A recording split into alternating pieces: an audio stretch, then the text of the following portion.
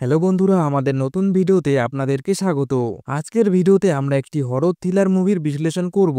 এই মুভির গল্পে আমরা প্রেরণা নামের একটি মেয়েকে দেখব, যিনি গর্ভবতী। কিছু লোক যখন জনগণনার জন্য তার কাছে আসে, তখন তারা তার সন্তানদের বিষয়ে প্রশ্ন করে। প্রেরণা তাদের বলে যে সন্তানরা জন্মের পর কিছুক্ষণ কাঁদে এবং তারপর মারা যায়। এই কথা শুনে তারা খুব ভয় পায়, তবে এর চেয়েও ভয়ঙ্কর একটি সত্য তারা জানতে চলেছিল, কারণ প্রেরণার এখনো বিয়ে হয়নি। প্রেরণার বাবা তার সাথে বর্বর আচরণ করত। যখন প্রেরণা তাকে এই কাজ থেকে আটকানোর চেষ্টা করত, তখন পরিবারের সবাই মিলে প্রেরণাকে মারধর করত। যখন এই লোকেদের সত্যটি দুটি মেয়ে জানতে পারে, তখন ওই দুজন মেয়েদের সাথেও এরকম ঘটনা ঘটে। ওই বর্বর লোকেরা তাদের ধরে এবং তারপর তাদের সঙ্গে কি করে তা এই ভিডিওতে আমরা দেখব।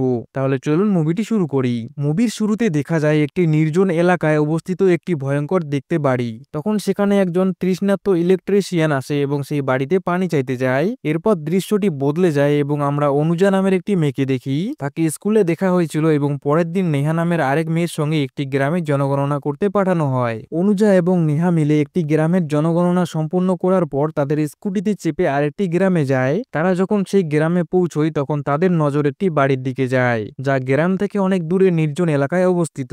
তারা জনগণনা করার জন্য সেই বাড়িতে প্রবেশ করে। সেখানে তারা প্রেরণা নামের একটি মেয়েকে দেখতে পায়, যে তাদেরই বয়সী। প্রেরণার অবস্থা দেখতে খুবই খারাপ ছিল।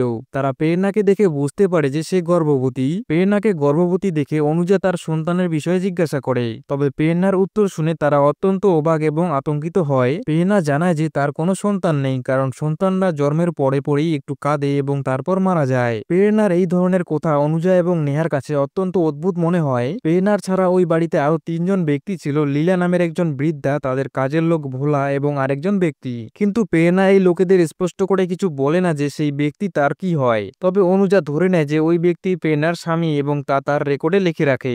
এরপর তারা সেখান থেকে চলে যায়, কিন্তু অনুজার মনে হয় সেখানে কিছু একটা ঠিক নেই। সে ভাবে হয়তো প্রেরণার স্বামী তাকে খুব মারধর করে। পরের দিন অনুজা আবার নেহাকে প্রস্তাব দেয় যে তারা ওই বাড়িতে গিয়ে আসল সত্যিটা জেনে আসবে। কিন্তু নেহা ওই বাড়ি থেকে ভয় পেতে শুরু করছিল, তাই সে প্রথমে যেতে অস্বীকার করে। তবে অনুজার জেদের কারণে নেহা শেষমেশ রাজি হয়। তারা কাউকে কিছু না জানিয়ে ওই বাড়িতে চলে যায়। সেখানে পৌঁছে তারা প্রেরণার স্বামীকে পায়, যার নাম ছিল ঘনশ্যাম। তারা জানতে পারে যে ওই পরিবারটি গত 20 বছর ধরে এখানে বসবাস করছে এবং ঘনশ্যাম 5 বছরের জন্য মনব্রত পালন করছে, যার মধ্যে 3 বছর ইতিমধ্যে পেরিয়ে গেছে এবং 2 বছর বাকি আছে। এই তথ্য শুনে অনুজা এবং নেহার কাছে এই পরিবারের সদস্যরা খুবই অদ্ভুত লাগে, আর সেই বাড়িটিও বেশ ভয়ঙ্কর মনে হয়। তারা দ্রুত তাদের তদন্ত শেষ করে বাড়ি থেকে বের হওয়ার চেষ্টা করে। তবে হঠাৎ বৃষ্টি শুরু হয়ে যায় এবং বৃষ্টি এতই প্রবল ছিল যে তাদের সেই বাড়িতে থাকতে বাধ্য হতে হয়। ধীরে ধীরে রাত নেমে আসে, কিন্তু বৃষ্টি থামার কোনো লক্ষণ দেখা যায় না। প্রেরণার পরিবার তাদের থাকার জন্য আলাদা ঘর দেয়, তবে বাড়ির পরিবেশ এবং ঘটনার কারণে তারা খুব ভীত ছিল এবং তাদের ঘুম আসছিল না। হঠাৎ অনুজা জানলা দিয়ে বাইরে তাকায় এবং যা দেখে তাতে সে ভীষণ অবাক ও ভীত হয়ে যায়। সে দেখে ঘরের বাইরে একটি ছোট্ট কুঁড়ে ঘরে ঘ্যানশ্যাম একটি মৃতদেহের পাশে রয়েছে। এই দৃশ্য দেখে অনুজা আতঙ্কিত হয়ে পড়ে এবং নেহাকে ঘটনাটি জানায়। এরপর তারা সিদ্ধান্ত নেয় যে তাদের এই বাড়ি থেকে এখনই বেরিয়ে যাওয়া উচিত। তারা দ্রুত বাড়ি থেকে বেরিয়ে একটি কুঁড়ে ঘরের দিকে যায়, যে দেখতে পারে আসলে সেখানে কি হচ্ছে। সেখানে পৌঁছানোর পর তারা একটি লোককে দেখতে পায়, যাকে দড়ি দিয়ে বাঁধা হয়েছিল। কিন্তু সেই লোক তাদের উপর হামলা চালায়, যা দেখে তারা আরো বেশি ভয় পেয়ে যায় এবং দ্রুত সেখান থেকে পালানোর চেষ্টা করে। কিছুটা দূরে যাওয়ার পর তারা গভীর জঙ্গলের মধ্যে থেকে অনেক জঙ্গলি পশুর শব্দ শুনতে পায়। ফলে তারা আবার সেই বাড়িতে ফিরে আসে এবং নিজেদের রুমে গিয়ে বসে পড়ে। তারা ভাবে বাড়ির লোকজন হয়তো জানে না যে তারা বাড়ির বাইরে গিয়ে কুঁড়ে ঘরে একজন লোককে দেখেছে। পরের দিন সকাল হলে তারা সেই বাড়ি থেকে চলে যাওয়ার চেষ্টা করে। এদিকে বৃদ্ধা মহিলা লীলা ঘ্যানশ্যামকে জানায় যে গতরাতে মেয়েরা বাড়ি থেকে বাইরে গিয়েছিল। এই কথা শুনে ঘ্যানশ্যাম এবং ভোলা তাদের পিছু নেয় এবং তাদের ধরে ফেলে। ঘ্যানশ্যাম এবং ভোলা দুজনে মিলে মেয়েদের খুব মারধর করে এবং তাদের মোটা দড়ি দিয়ে বেঁধে বাড়ির নিচে থাকা বেসমেন্টে ফেলে দেয়। সেই বেসমেন্টে তাদের প্রতিদিন খুব অল্প খাবার দেওয়া হয়। যখনই মেয়েরা মুক্তি পাওয়ার জন্য চিৎকার করত, তখনই তাদের পশুর মতো পেটানো হতো। তারপর তাদের উপর গরম পানি ঢেলে দেওয়া হতো। এই দুই মেয়ে বেসমেন্টে বসে খুব কান্নাকাটি করত। নেহা ইতিমধ্যে আশা ছেড়ে দিয়েছিল যে তারা এখান থেকে বের হতে পারবে। তবে তখন অনুজা বাড়ির ড্রেনের পাইপ খুঁজে পায়, যেখান দিয়ে বাড়ির নোংরা পানি বের হতো। এরপর তারা সেই পাইপের মাধ্যমে বাইরে বের হওয়ার সিদ্ধান্ত নেয়। বাইরে বের হওয়ার আগে তারা আবার সেই কুঁড়ে ঘরে যায়, যেখানে তারা বাঁধা অবস্থায় একজন লোককে দেখেছিল। সেই লোক আর কেউ নয়, সেই ইলেকট্রিশিয়ান, যাকে মুভির শুরুর দিকে দেখা গিয়েছিল, যে শুধুমাত্র পানি চাইতে বাড়িতে এসেছিল।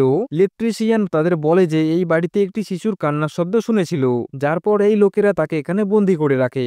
এরপর যখন তারা এখান থেকে পালানোর চেষ্টা করছিল, নেহার ভাই তাকে খুঁজতে খুঁজতে এই বাড়িতে পৌঁছে যায়। সে ঘ্যানশ্যাম এবং কাজের লোক ভোলার কাছে নেহার বিষয়ে জানতে চায়। তারা জানায় যে এখানে এমন কোনো মেয়ে আসেনি। নেহার ভাই যখন ফিরে যাচ্ছিল তখন সে সেখানে পড়ে থাকা একটি কিচেন দেখতে পায়। কিচেনটি দেখে সে বুঝতে পারে এটি তার বোন নেহার। এরপর সে আবার ঘ্যানশ্যামের কাছে যায় এবং এবার নিশ্চিত হয় যে নেহা এই বাড়িতেই আছে। কিন্তু ঘ্যানশ্যাম এবং ভোলা নেহার ভাইকে মিথ্যে বলে জানায় যে এখানে কেউ আসেনি।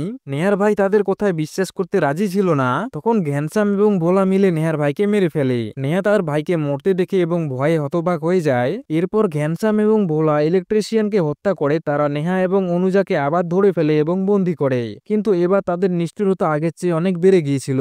ঘ্যানশ্যাম অনুজাকে দিয়ে নাচ করাচ্ছিল এবং ভোলা নেহার সম্মানহানি করছিল। প্রতিদিন তারা নেহা এবং অনুজার উপর অমানবিক নির্যাতন চালাতো। একদিন রাতে প্রেরণা তাদের পানি দিতে আসে। প্রেরণা মানসিকভাবে খুব অসুস্থ ছিল, তবে সে নেহাকে এমন কিছু সত্যি কথা বলে যা শুনে নেহা আরো ভীত হয়ে পড়ে। প্রেরণা জানায় যে ঘ্যানশ্যাম তার স্বামী নয় বরং তার বাবা। তার বাবা তাকে প্রতিনিয়ত মারধর করে এবং এমনকি তার মাকেও হত্যা করেছে। প্রেরণা আরো বলে যে তার পেটে যে সন্তান রয়েছে সেটি ঘ্যানশ্যামেরই। প্রতিবার প্রেরণা সন্তান জন্ম দিলে ভোলা এবং ঘরের অন্যরা মিলে সেই শিশুটিকে হত্যা করত। এদিকে অনুজা পালানোর চেষ্টা করে সে উপরের একটি জায়গা থেকে ঝাঁপ দেয় এবং ভোলা ও ঘ্যানশ্যামের প্রতি তার প্রবল রাগের কারণে তাদের গরুর কুড়ে ঘরে আগুন লাগিয়ে দেয়। যখন ঘ্যানশ্যাম এবং অন্যরা পুরা কুড়ে ঘর দেখতে পায় তখন ভোলা চাকু নিয়ে অনুজাকে আঘাত করতে চলে আসে। ভোলা অনুজার পিছনে জঙ্গলে অনেক দূরে চলে যায়, যেখানে তাদের মধ্যে এক দারুণ লড়াই হয়। তবে শেষমেশে অনুজা ভোলাকেই হত্যা করে। অন্যদিকে আমরা দেখতে পাই প্রেরণাকে, যিনি নেহাকে সাহায্য করে বাড়ি থেকে বের হতে। নেহা যখন বের হয়ে অনুজার সঙ্গে মিলিত হয় তখন তাদের বাঁচার আশা আরো বেড়ে যায়। তবে অনুজার প্রতিশোধ এখনো পূর্ণ হয়নি। এখন সে ঘ্যানশ্যামকেও মেরে ফেলতে চায়, যিনি তার জীবনে দুঃখের কারণ ছিল এবং তার মেয়েকে পর্যন্ত ছাড়েনি। এরপর অনুজা আবার সেই বাড়িতে ফিরে যায়। সেখানে সে ঘ্যানশ্যামকে খুঁজতে থাকে এবং তাদের মধ্যে লড়াই হয় বাড়ির ছাদে। দীর্ঘ এক যুদ্ধের পর অনুজা ঘ্যানশ্যামকেও হত্যা করে। এদিকে ঘ্যানশ্যামের মা লীলা নেহাকে আঘাত করতে চেয়েছিল, কিন্তু নেহা তাকে প্রতিরোধ করে এবং শেষ পর্যন্ত লীলাকে মেরে ফেলে। এরপর তারা ঘরের বাইরে চলে আসে এবং একটি নির্দিষ্ট স্থানে বসে পড়ে। তারা তিনজন নরপশীকে হত্যা করে প্রেরণাকে তাদের হাত থেকে মুক্তি দেয়, কারণ ঘ্যানশ্যামের মা জানতো ঘ্যানশ্যাম তার মেয়ের সাথে কি করত।